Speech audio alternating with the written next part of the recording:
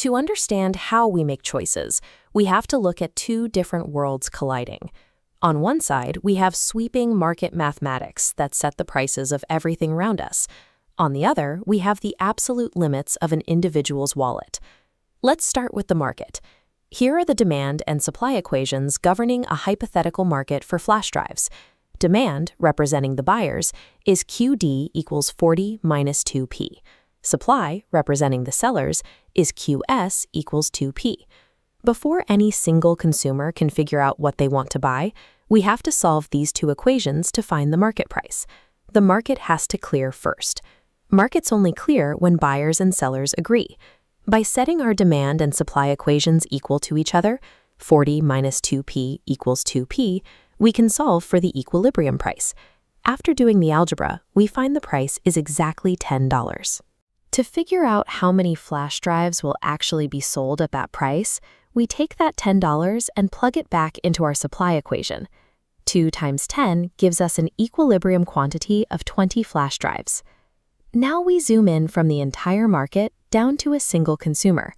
Let's say this person has a strict budget of $40. Flash drives cost $10, and let's add a second option, transport tickets, which cost $5.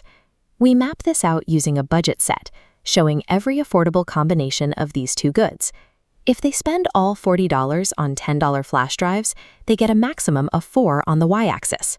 If they buy only $5 transport tickets, they get a maximum of 8 on the x-axis. Connecting these points gives us the budget line. This line maps the rigid boundary of their financial reality. Any combination inside or on the line is affordable. Any point outside this line is currently unattainable with $40. Real-world infrastructure constraints can change those boundaries fast. Suppose a sudden fuel spike doubles the cost of those transport tickets from $5 to $10. This alters the mathematical trade-off ratio between our two goods. Because the price of flash drives hasn't changed, the y-intercept stays anchored at 4. But at $10 a ticket, our $40 budget now only buys 4 transport tickets. The budget line rotates inward, shrinking the x-intercept from 8 down to 4. Look at the gap between the old line and the new line.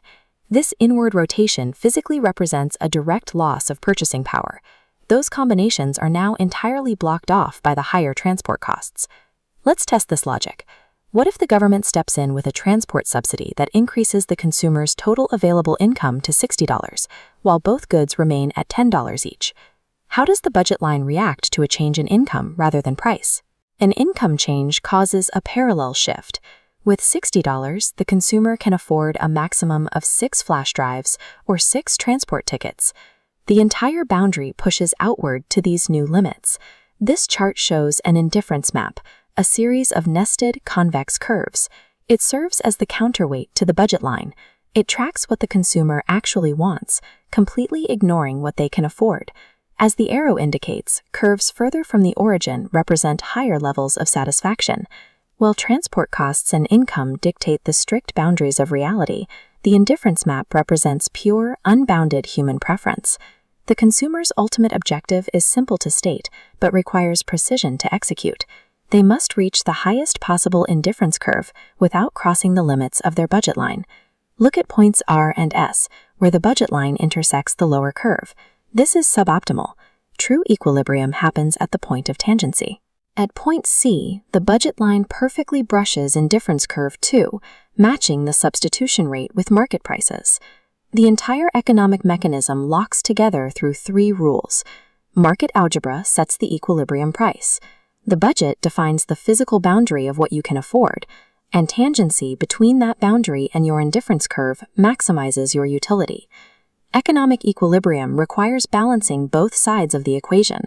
It's the exact mathematical coordinate where the harsh limits of the market yield to human desire.